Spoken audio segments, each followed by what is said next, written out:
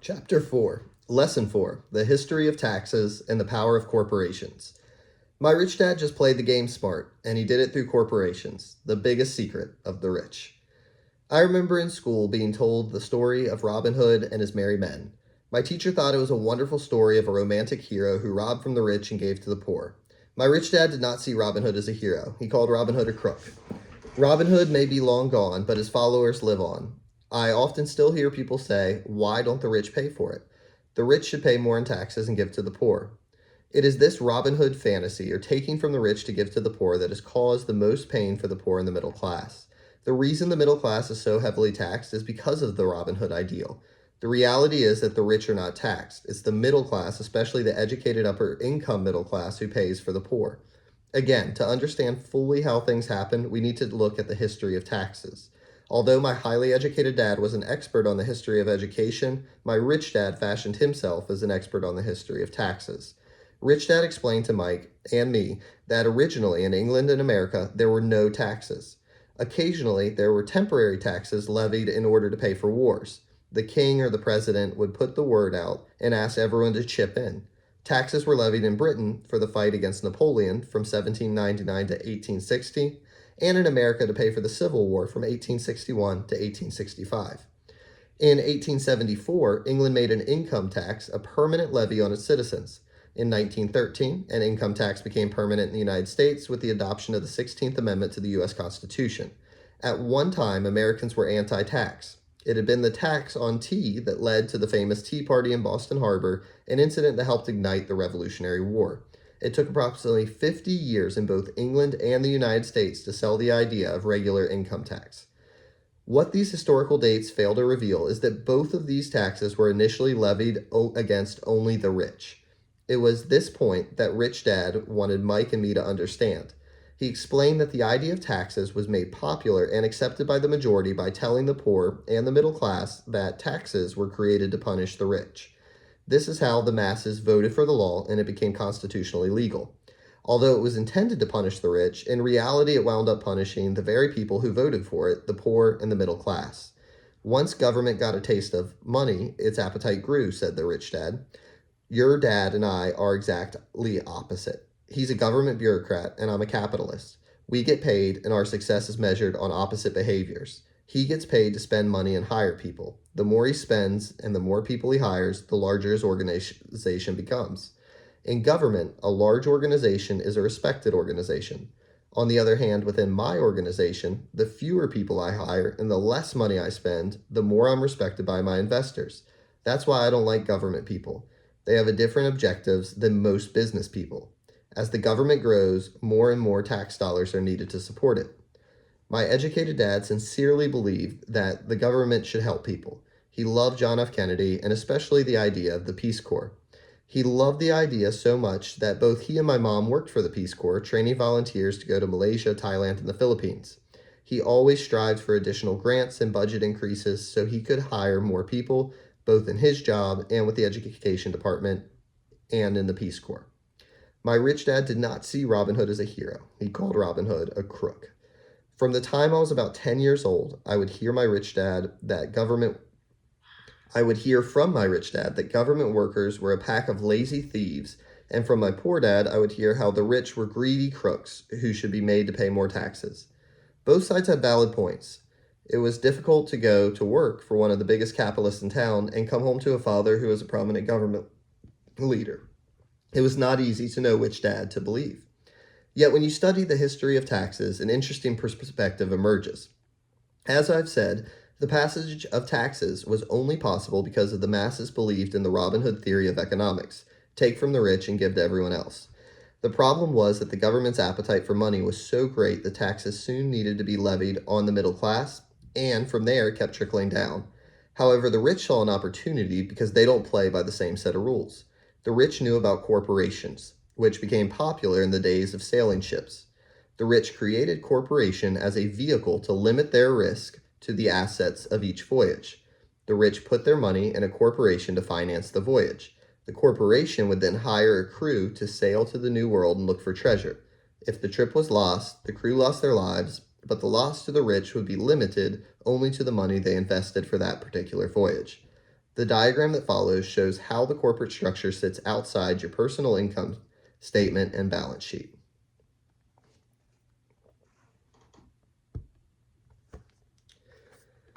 It is the knowledge of the legal corporate structure that really gives the rich a vast advantage over the poor and the middle class. Having two fathers teaching me, one a socialist and the other a capitalist, I quickly began to realize the philosophy of the capitalist made more financial sense to me. It seemed to me that the socialists ultimately penalized themselves due to their lack of financial education. No matter what the take from the rich crowd came up with, the rich always found a way to outsmart them. That is how taxes were eventually levied on the middle class. The rich outsmarted the intellectuals solely because they understood the power of money, a subject not taught in schools. How did the rich outsmart the intellectuals?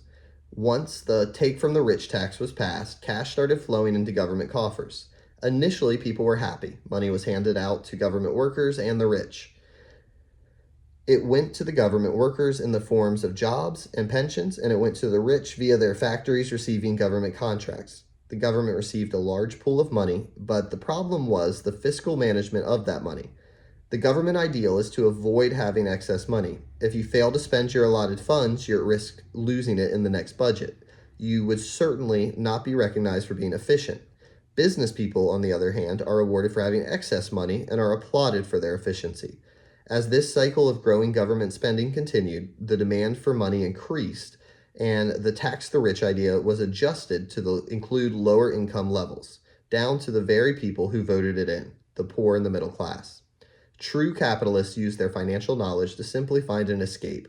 They headed back to the protection of a corporation. But what many people who have never formed a corporation don't know is that a corporation is not really a thing. A corporation is merely a file folder with some legal documents in it sitting in some attorney's office and registered with a state government agency. It's not a big building or a factory or a group of people. A corporation is merely a legal document that creates a legal body without a soul. Using it, the wealth of the rich was once again protected. It was popular because the income tax rate of a corporation is less than the individual income tax rates. In addition, certain expenses could be paid by a corporation with pre-tax dollars. This war between the haves and the have-nots has raged for hundreds of years. The battle is waged whenever and wherever laws are made, and it will go on forever. The problem is that the people who lose are uninformed, the ones who get up every day and diligently go to work and pay taxes. If they only understood the way the rich play the game, they could play it too. Then they would be on their way to their own financial independence. This is why I cringe every time I hear a parent advise their children to go to school so they can find a safe, secure job. An employee with a safe, secure job without financial aptitude has no escape. Average Americans today work 4 to 5 months for the government just to cover their taxes. In my opinion, that is simply too long. The harder you work, the more you pay the government. That is why I believe the idea of take from the rich backfired on the very people who voted it in. Every time people try to punish the rich don't simply comply. They react. They have the money, power, and intent to change things. They don't just sit there and voluntarily pay more taxes. Instead, they search for ways to minimize their tax burden. They hire smart attorneys and accountants and persuade politicians to change laws or create legal loopholes. They use their resources to effect change. The tax code of the United States also allows other ways to reduce taxes. Many of these vehicles are available to anyone, but it is the rich who find them because they are minding their own business. For example, 1031 is jargon for Section 1031 of the Internal Revenue Code, which allows a seller to delay paying taxes on a piece of real estate that is sold for a capital gain through an exchange for a more expensive piece of real estate. Real estate is one investment vehicle that has a great tax advantage. As long as you keep trading up in value, you will not be taxed on the gains until you liquidate. People who don't take advantage of these legal tax savings are missing a great opportunity to build their asset columns. The poor and the middle class don't have the same resources. They sit there and let the government's needles enter their arm and allow the blood donation to begin. Today, I'm constantly shocked at the number of people who pay more taxes or take fewer deductions simply because they are afraid of the government. I have friends who have had their businesses shut down and destroyed, only to find out it was a mistake on the part of the government. I realize all that, but the price of working from January to May is a high price to pay for that intimidation. My poor dad never fought back. My rich dad didn't either. He just played the game smarter, and he did it through corporations, the biggest secret of the rich. If you work for money, you give power to your employer. If money works for you, you keep the power and control it. You may remember the first lesson I learned from my rich dad. I was a little boy of 9 who had to sit and wait for him to choose to talk to me. I sat in his office waiting for him to get to me. He was ignoring me on purpose. He wanted me to recognize his power and to desire to have the power for myself one day. During all these years, I studied and learned from him. He always reminded me that knowledge is power, and with money comes great power that requires the right knowledge to keep it and make it multiply. Without that knowledge, the world pushes you around. Rich Dad constantly reminded Mike and me that the biggest bully was not the boss or the supervisor, but the tax man. The tax man will always take more if you let him. The first lesson of having money work for you, as opposed to working for money, is all about power. If you work for money, you give the power to your employer. If money works for you, you keep the power and control it. Once we had this knowledge of power of money working for us, he wanted us to be financially smart and not let anyone or anything push us around. If you're ignorant, it's easy to be bullied. If you know what you're talking about, you have a fighting chance. That is why he paid so much for smart tax accountants and attorneys. It was less expensive to pay them than to pay the government. His best lesson to me, be smart and you won't be pushed around as much. He knew the law because he was a law-abiding citizen and because it was expensive to not know the law.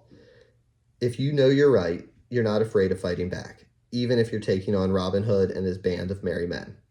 Each dollar in my asset column was a great employee, working hard to make more employees and to buy the boss a new Porsche.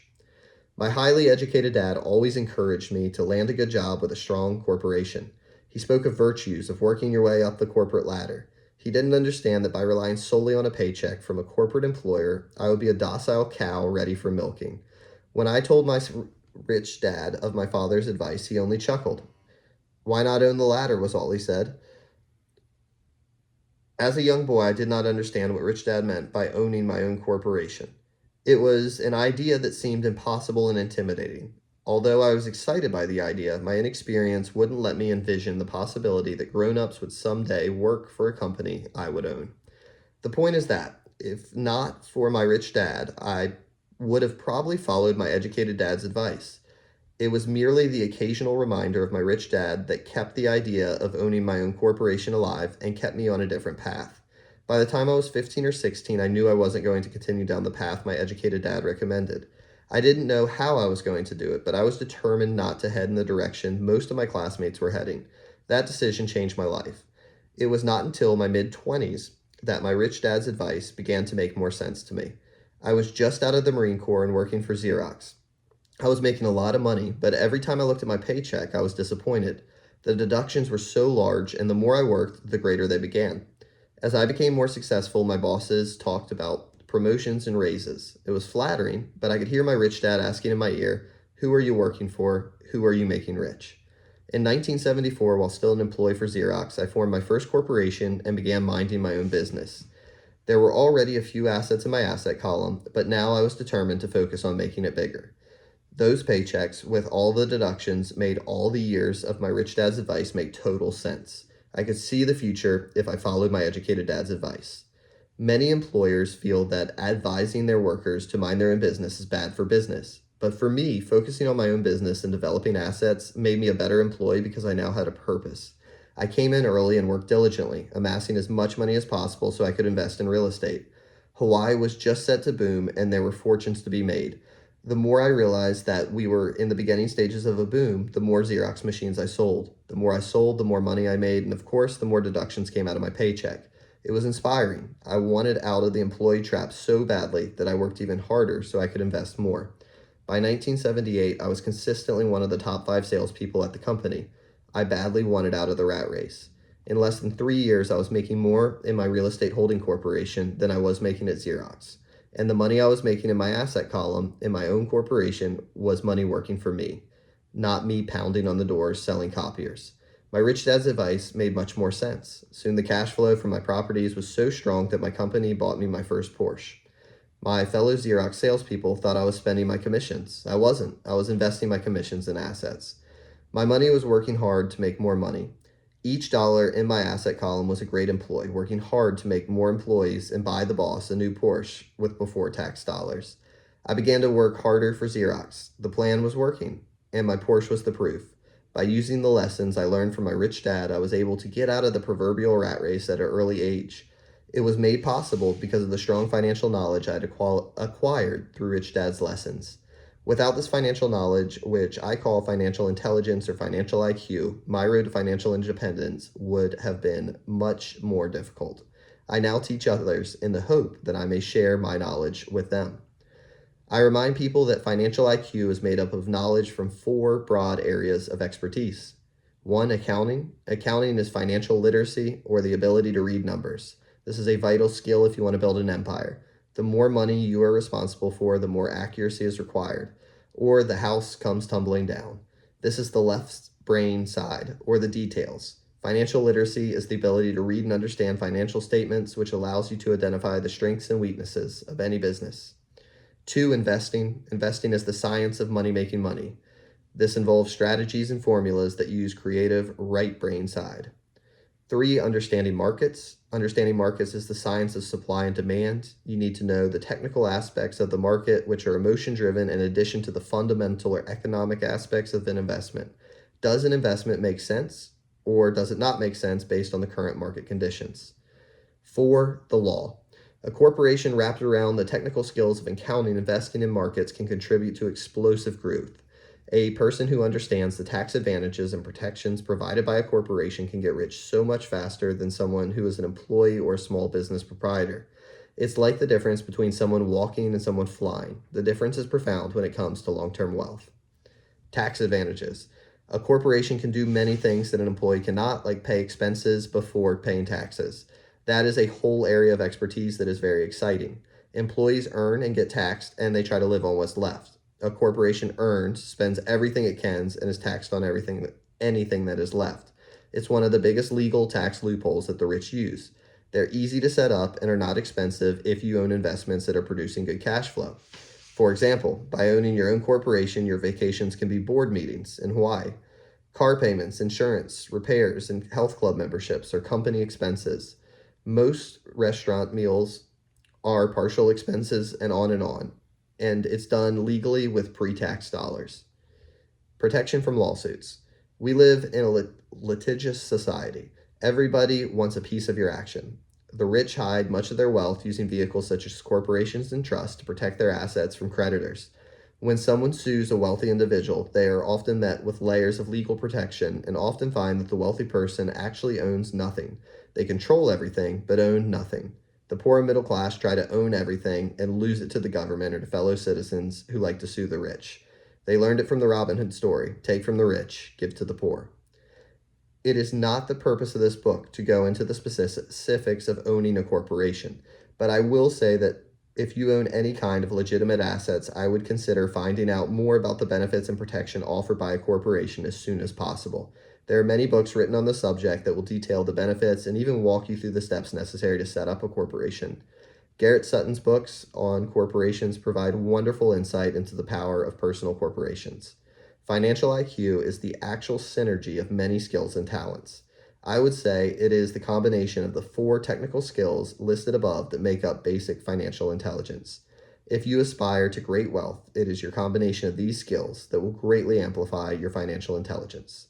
In summary, business owners and corporations earn, spend, pay taxes in that order. Employees who work for corporations earn, pay taxes, spend.